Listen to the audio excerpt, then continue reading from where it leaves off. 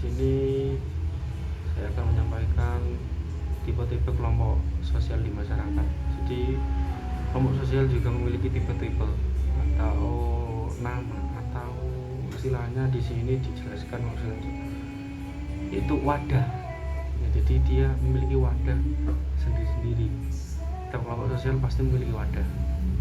Nah, yang pertama di sini kelompok sosial pasti itu memiliki wadah. Di sini, nah, menurut Summer itu in group. Nah, ada kelompok sosial tipe in group, yaitu menjadikan kelompok individu untuk mengidentifikasi dirinya dalam kelompok. Kelompok sosial ini ditandai dengan istilah kelompok saya. Nah, itu ada kelompok in group.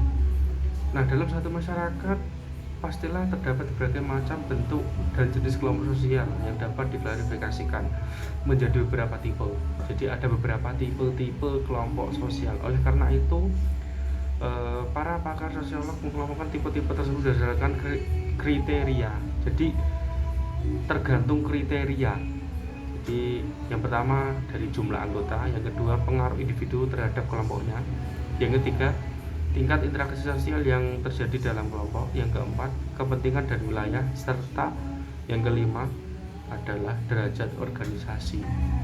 Jadi ada 5 menurut pakar sosiolog tipe-tipe berdasarkan kriteria. Yang pertama dari jumlah anggotanya, yang kedua pengaruh individu, yang ketiga tingkat interaksinya, yang keempat kepentingan dan wilayah, yang kelima ada derajat organisasi.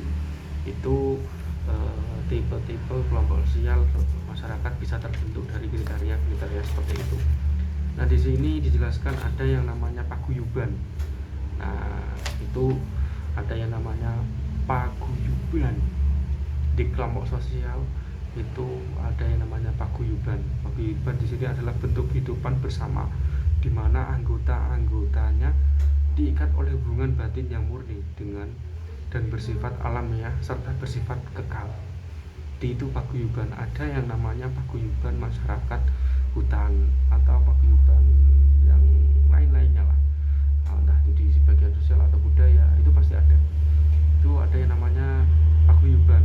Terus ada yang namanya patembayan. Nah, di sini dijelaskan patembayan merupakan kelompok sosial yang terbentuk atas dasar kepentingan tertentu. Jadi ada kepentingan tertentu. Nah, contohnya perusahaan atau perkumpulan ibu PKK, itu kan ada kepentingan. Kalau perusahaan berarti kepentingannya tentang perusahaan, entah itu perusahaannya organisasi tentang membuat produk atau yang lainnya. Jadi ada kepentingan itu patembayan. Terus ada yang namanya kelompok primer. Nah, kelompok primer di sini jelaskan suatu kelompok di mana para anggotanya saling mengenal dan bekerja sama secara pribadi. Jadi mereka saling bekerja sama secara pribadi. Nah, contoh kelompok primer terdapat dalam kelompok keluarga, kelompok persemaian, atau kelompok permainan. Itu kelompok primer. Nah, ciri-ciri kelompok primer di sini ada ciri-cirinya. Yang pertama memiliki jumlah anggota yang sedikit. Jadi jumlahnya sedikit tadi, seperti keluarga. Itu jumlahnya kan sedikit. Dari ayah, ibu, paling kalau tidak 2 anak, 3 anak, atau bahkan ada yang cuma 1 anak, atau dalam tanda kutipnya kan cuma ada ayah, ibu, dan anak, kan seperti itu. Ayah di sini sebagai background seorang pemimpinnya, terus ibu juga atau wakilnya, anggota-anggotanya ya dari ibu dan anak itu tadi. Itu kelompok primer. Ciri-cirinya jumlahnya sedikit. Yang kedua memiliki pola hubungan yang bersifat pribadi. Jadi pola hubungannya bersifat pribadi, informal dan akrab, spontan. Jadi kalau dalam keluarga itu kan spontan, akrab, kan gitu kan, dan bersifat pribadi. Dan fisiknya saling berdekatan. Maksudnya berdekatan kan dalam satu rumah, dalam satu gedung, atau dalam satu.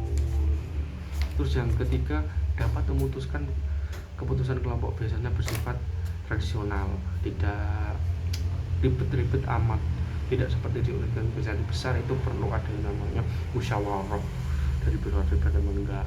Kalau di keluarga cukup simpel dengan tradisional. Yang keempat, komunikasi para anggotanya dilakukan secara tatap muka langsung. seperti anak dan ayahnya, seperti itu. Terus yang kelima ada hubungan kelompok bersifat langgeng dan permanen, jadi terus menerus. Seperti itu beberapa dari kelompok sosial.